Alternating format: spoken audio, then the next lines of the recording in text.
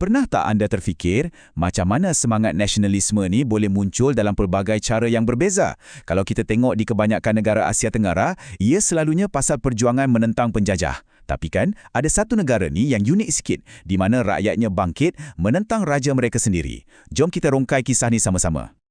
Jadi, inilah persoalan paling besar kita hari ini. Bila kita sebut je nasionalisme ke Asia Tenggara, automatik kita akan bayangkan perjuangan untuk halau penjajah. Tapi, lain pula ceritanya di Thailand, sasaran mereka adalah raja sendiri. Kenapa ya? Inilah paradoks yang kita nak siasat.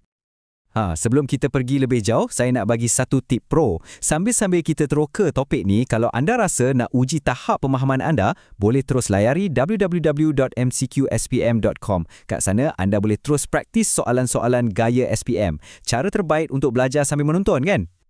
Okey, ini dia perjalanan kita sekejap lagi. Kita akan mulakan dengan kes unik revolusi di Thailand. Lepas tu, kita akan tengok macam mana kuasa pena menggerakkan perubahan di Filipina dan Indonesia. Seterusnya, kita akan saksikan percikan api penentangan di Burma dan Vietnam. Dan akhir sekali, kita akan bandingkan semua ni untuk dapatkan gambaran yang menyeluruh. Dan sedia? Jom!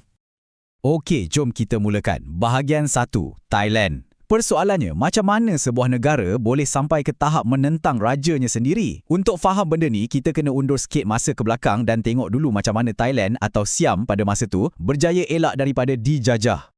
Kuncinya ada pada kebijaksanaan raja-raja terawal macam Raja Mongkut dan Raja Chulalongkorn.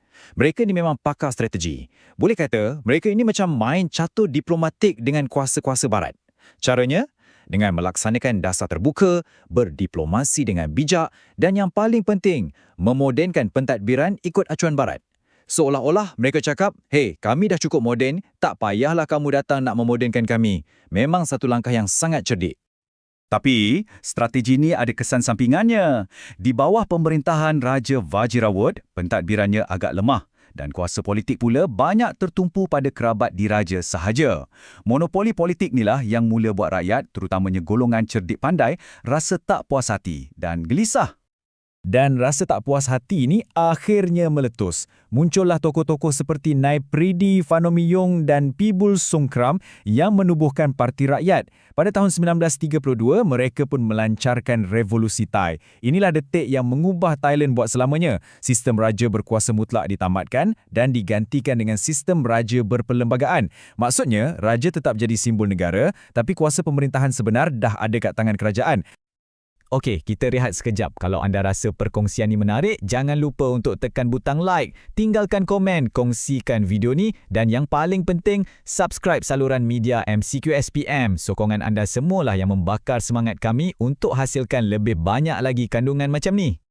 Seterusnya, jom kita terbang ke Filipina dan Indonesia. Dekat sini, ceritanya agak berbeza. Medan perjuangan mereka bukan di medan perang, tapi dalam minda. Dan senjata mereka, dawat dan kertas. Jom kita lihat macam mana kata-kata boleh jadi lebih tajam daripada sebilah pedang. Di Filipina, kita jumpa seorang tokoh hebat bernama Jose Rizal. Dia bukan jeneral tentera, tapi seorang intelektual. Strateginya sangat unik. Dia tak mulakan revolusi berdarah. Sebaliknya, dia lancarkan gerakan propaganda.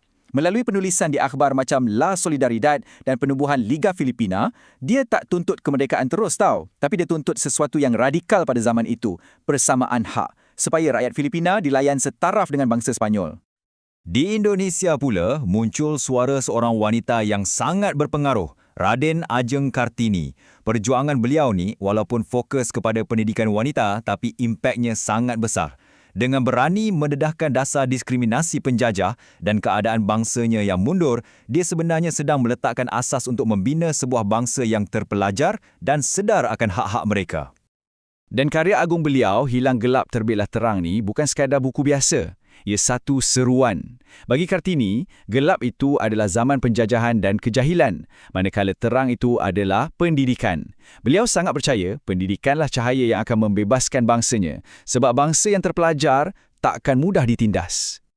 Okey, dari perjuangan idea, kita beralih pula ke Burma dan Vietnam. Di sini, semangat nasionalisme itu dicetuskan oleh isu-isu yang sangat dekat dengan hati rakyat. Soal agama, budaya dan juga beban ekonomi harian.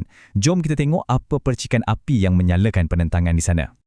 Di Burma, puncanya nampak macam isu kecil, tapi kesannya sangat besar. Ia dikenali sebagai isu kasut. Bayangkan bila orang British dengan selamba je pakai kasut masuk ke dalam kuil Buddha, bagi orang Burma itu bukan sekadar tak beradab, itu satu penghinaan yang sangat besar terhadap kesucian agama mereka. Perbuatan kecil inilah yang menjadi simbol keangkuhan penjajah dan terus menyalakan api nasionalisme. Dan kemarahan ni tak berhenti di situ. Di bandar, golongan terpelajar yang menggelar diri mereka takin menubuhkan Persatuan Belia Buddha untuk pertahankan tradisi dan budaya. Manakala di kampung-kampung, para petani di bawah pimpinan Sayasan bangkit memberontak sebab dah tak tahan dengan sistem cukai yang menindas oleh British. Jadi kita nampak kat sini ada gabungan perjuangan budaya dan juga ekonomi. Kalau kita ke Vietnam pula, situasinya lebih kompleks. Perjuangan mereka menentang penjajah Perancis ni didorong oleh dua aliran ideologi yang kuat, nasionalisme dan komunisme. Walaupun ideologi mereka berbeza, mereka ada satu musuh yang sama, iaitu penjajah. Gabungan dua kuasa inilah yang telah menghasilkan salah satu gerakan anti penjajah yang paling gigih di dunia. Baik, kita dah lihat pelbagai kisah dari negara-negara yang berbeza. Sekarang, tiba masanya untuk kita letakkan semua ni sebelah menyebelah. Jom kita buat perbandingan matlamat perjuangan antara Thailand dengan negara-negara lain.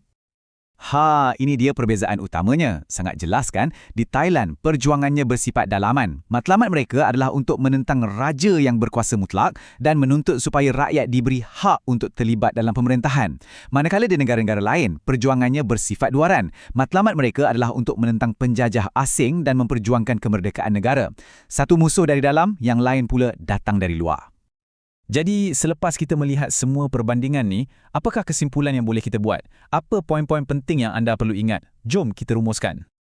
Okey, ada 3 perkara penting untuk kita bawa pulang. Pertama, nasionalisme ni ada macam-macam wajah dan tujuan. Tak ada satu acuan yang sama untuk semua. Kedua, puncanya juga pelbagai. Boleh jadi sebab kelemahan pentadbiran, boleh jadi sebab gerakan intelektual, penghinaan budaya ataupun beban ekonomi. Dan yang ketiga, yang paling penting, Thailand adalah kes yang sangat unik sebab perjuangan mereka menentang kuasa dalaman, bukan penjajah luar. Sebagai renungan terakhir, saya nak tinggalkan satu soalan untuk anda fikirkan.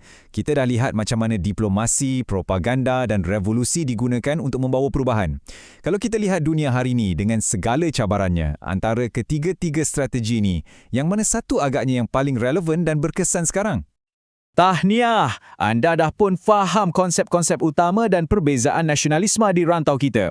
Tapi jangan biarkan pengetahuan ni terhenti di sini. Pergi ke www.mcqspm.com untuk mantapkan lagi pemahaman anda melalui pembelajaran aktif. Terima kasih kerana sudi meluangkan masa bersama kami. Jumpa lagi!